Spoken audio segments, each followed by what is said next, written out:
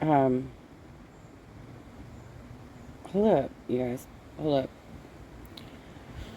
We're gonna have to react to this one together because I'm reading the title and I just like flipped open the video, right? Milo Yiannopoulos stole Marjorie Taylor Greene's campaign money to buy Kanye website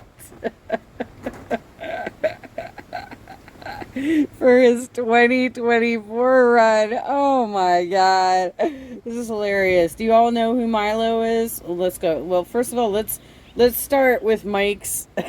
Let's see what Mike has to say about if he doesn't give you enough proper background on Milo, I will, okay? Oh my god. Okay, let's start. Okay, I think I'm at zero. I'm at zero. 10-minute long and 20 seconds. Come on, Mike. Last summer, Congresswoman Marjorie Taylor Greene hired right-wing provocateur Milo Yiannopoulos as an unpaid intern. And before that, she posted this photograph of the two of them on Truth Social with the caption, "They cancel us because they fear the truth," in all caps. Now, when it comes to Milo, he wasn't canceled because he's some truth teller who is just telling us the hard truths that none of us can digest. He was canceled, including by right-wingers, because he was an open advocate for legalizing pedophilia. There we go. And as Brian Tyler Cohen put it, Marjorie Taylor Greene, who is accusing Democrats of child grooming, has hired far-right Milo Yiannopoulos as an intern. Yiannopoulos has advocated for legalizing sex between 13-year-olds and adults because he says 13-year-olds are not children and are, quote, sexually mature. Really? Absolutely nauseating. And let's not forget that Greene also called Democrats the party of pedophiles recently in an interview with Leslie Stahl on 60 Minutes, but yet she hired someone who is A-OK with pedophilia. Yep. This is someone who thinks that unrepentant homosexuals like Dave Rubin should be executed, while pedophiles should be allowed to legally engage in intercourse with minors. This man is sick, but yet she hired him. The anti-groomer lady. Make it make sense. But it's not just the hypocrisy here that makes that photo particularly funny. It's the fact that Marjorie Taylor Greene decided to get in bed with someone who would one day royally fuck her over. And I guess she's never heard of the fable, the scorpion and the frog. But she might want to familiarize herself with that. And maybe she's doing that now, because here's what happened between her and Milo Yiannopoulos. As LGBTQ Nation explains, the Daily Beast reported that a charge on a card in the name of Isaiah Wortman, this is the consultant who works for Greene, by the way, was used to make a $7,020.16 payment to GoDaddy to buy the domain name on November 22nd, 2022, the same day that Yiannopoulos orchestrated a dinner at Mar-a-Lago with Donald Trump and white supremacist Nick Fuentes. A receipt for the transaction shows Yiannopoulos' cell phone number. Greene's FEC filings show that Wortman was reimbursed for the expense. That same day, the Kanye 2020 campaign reimbursed Yiannopoulos for a domain transfer in the amount of $9,955. The increased price from... Wait, hold up. Is this why? Because I kind of remember covering a story, Mike, about this. I don't know, like a month or so ago, of another one of these like neo-Nazi right-wingers who apparently is might get hired to Donald's campaign, to the Trump campaign, and Marjorie Taylor Greene was having some sort of like freak out about it on Twitter, and then she came back with all this crap about Milo, because I didn't even know Milo was a part of her campaign, because I thought he got deported after he did the interview where he admitted that he was in favor of pedophilia, because that was in like 2017 or something.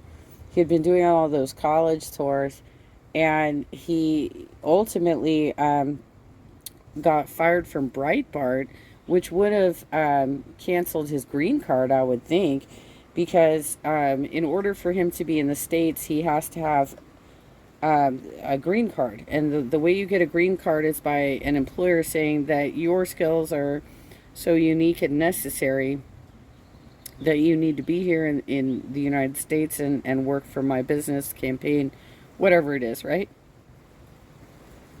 Somehow he's been able to stay in the States, which is amazing.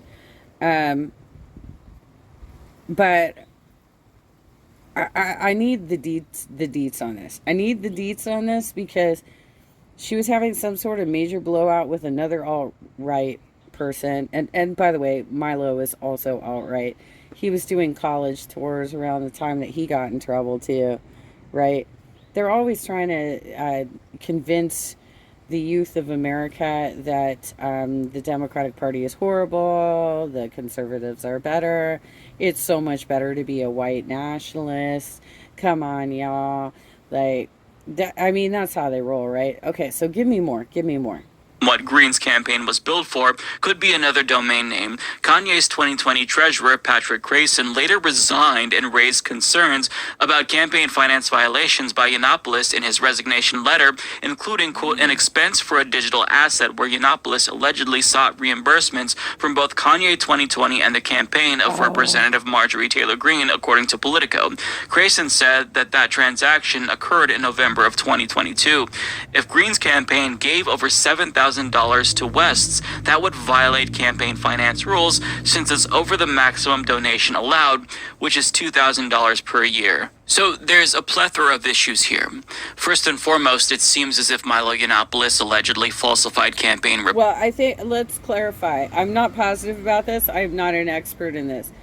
But I don't think it's 2,000 per year. I think it's 2,000 per year per campaign, right? So like the primary campaign has a separate finance book than the general election campaign, and you can technically donate to both. Because when I was trying to do the in 2018, when I was doing finance research on Harley Ruda, I was finding that a lot of his donors were maxing out on both of those campaigns with the assumption that he was going to win the primary, despite the fact that, well, apparently you can do this. I guess this is legal, that you can donate to the primary campaign and the general election or midterm election, depending on what you're running for, campaign, that you can separate it out. Like, these are two different fiscal periods. I think that's how it goes, Mike. I'm not positive, but that's what it looked like was happening in the Harley Ruda campaign in the 48th in 2018. Okay? Reports, he took campaign funds and didn't tell them what it was being used for. On top of that, if Marjorie's campaign filed these reports, then they are now potentially culpable for giving the government incorrect information. It's a huge clusterfuck that Milo Yiannopoulos unleashed on Marjorie Taylor Greene's campaign. But what was it that she said about Milo? Can we put up the tweet again? Oh, that's right. They cancel us because they fear the truth. Turns out that Milo Yiannopoulos in particular was canceled, including by fellow Republicans, because not only does he have disgusting views, but he's also somebody who can't be trusted. He is a notorious troll, and you hired him, Marjorie, and now as a result, you may be in legal trouble. I think it probably depends on how much she knew, although I'm not a lawyer, I can't confirm that. But Marjorie Taylor Greene, their campaign, her office is responding, rather, by basically saying, we had no idea. Congresswoman Greene knew nothing about the gross negligence made by a vendor and is being unfairly attacked as a result, a consultant for Greene's campaign, Isaiah Wortman, said in a statement. The campaign was told the purchase was refunded. This wasn't the case. Now, A vendor? I thought he was an unpaid intern. A vendor. How is he a vendor? You know, I mean, seriously, the irony of this is that they attack immigrants every day in their platform, and here they are about to get fucked the hell over by like a UK citizen, y'all, who should have been deported years ago because he's a pedophile too. Well, let's see how this goes for you, Insurrection Barbie. Adds, according to Rolling Stone's Tim Dickinson, Greene immediately distanced herself from Yiannopoulos to avoid blowback, since there are rules that dictate limits on how much one campaign can donate to another. So basically, Milo Yiannopoulos took this money, told them that it was refunded when he, in fact, did not refund it, according to Marjorie Taylor Greene. So, in other words, he took the money from them, spent it, Wow. got the money from Kanye West, about $10,000, and then didn't give it back to them. So the question is, did he keep the money? Because if that's the case, then that means that he technically stole from two campaigns, Marjorie Greene's campaign Yeah. and Kanye West's campaign. Yeah. He's still in the States. Wow. I'm sorry, but I find this funny. I find this hilarious. It's not like donating $7,000 to another campaign is something that Well, and Mike, come on, let's be real. It does not cost that much money to start up a website. How did he account for that? Like, did he just buy the domain name, or did he actually like get graphic designers? Did he actually do work on it? Like, what happened? Because it does not cost that much money to buy a domain name. Come on now. we never see. It happens. Lots of members of Congress do this. They donate to their peers, they fundraise, and they give it to PACs, though. But that's the difference. Because of Citizens United, you can only donate unlimited sums of money to a campaign through a super PAC. But if you give it to them directly, that is tantamount to a campaign finance violation. And if the money wasn't refunded, then that was basically a donation from Marjorie Taylor Greene to Kanye West, which is illegal. So I'm not necessarily sure how legally culpable her campaign is going to be held. It seems like they could probably use Milo as the scapegoat because, I mean, he's the one responsible for all of this. But I mean, I hope that the stink rubs off on Marjorie Greene and she gets into trouble as well, because it just kind of proves that you should. Well, yeah, I would assume so, because she's basically the top of the organization, right? And so whoever's at the top is legally responsible for whatever their employees do, Mike. Like, for example, the C-level of a corporation, they are legally responsible for mistakes that their company makes. So if somebody below them who reported to them makes a critical error that results in a lawsuit, they can be held legally liable because they were supposed to be managing those people and making sure they were doing what they were instructed to do. It's difficult to prove that you have no culpability if you're at the top, because that also makes you look like an ignorant leader who doesn't know what the hell is happening with your organization. But I think that would be a very difficult argument to make, especially in this situation. It's I don't know what kind of chaos she's trying to show right now, but this is, oh, I can't wait to see that too, whatever that is. I already finished my Mother's Day, you guys. I couldn't really eat much. I've been in another pain cycle. I digress. That's why you're probably hearing me rub my leg, because like the last couple of days have been kind of hard. The pain's kicking up, and so it's difficult for me like to even digest food for the last couple of days. Didn't trust people like this, but she did. Right? And now she's distancing herself from Milo Yiannopoulos, which tells us that, she was fine with his pro-pedophilia comments, but she draws the line at campaign finance violations because she is someone who respects the law. Right. It's just hilarious. She trusted Milo, and she's now learning that that was not a very smart decision. Very good judgment, Marjorie. See, here's the thing. These fascists have absolutely no morals, and they don't care about the suffering that they inflict on others, including allies. And they're willing to fuck over their own friends like that if they can benefit from it personally.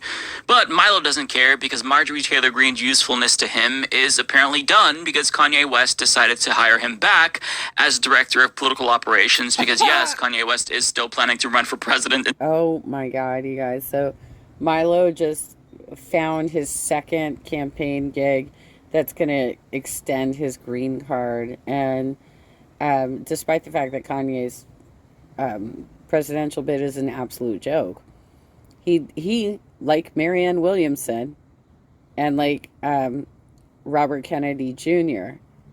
have enough money to create jobs campaign jobs, despite the fact that they're not going to win. They know they're not going to win.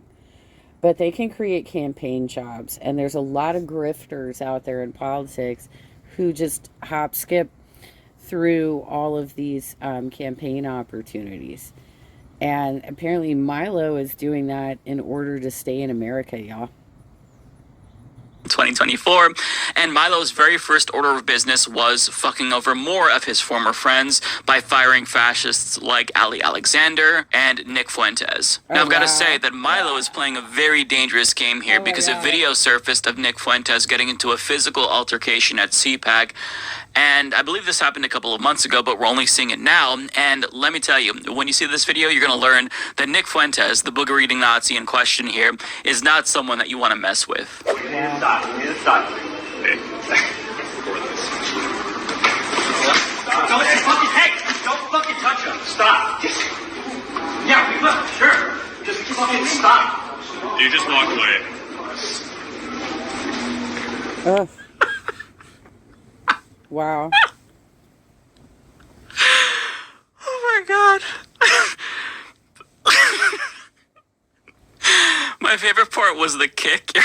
It reminds me of Napoleon Dynamite's brother. And I'm just wondering, like, when Nick Fuentes went in, like, we didn't get to see his fist. Like, was it like open hand? Was he trying to scratch his face? And I'm also imagining Nick Fuentes trying to retaliate back by kicking him, only to fly off that gigantic fucking size 25 boot that he was wearing. I have to watch one more time. I'm sorry, I'm not over it yet. Bring it one back more up. time. Let's go. We need to stop. We need to stop. You need to stop. Hey! Don't fucking touch him. Stop. Yeah, we will. Sure. Just, The kick is just... Oh, and they were like holding each other's hands. Folks, I don't know what to make of this. I don't know what to even say. These people are all fucking clowns. Yeah. But getting back to the story at hand, I mean, what else can you say about this? If you play with fire, you're going to get burned.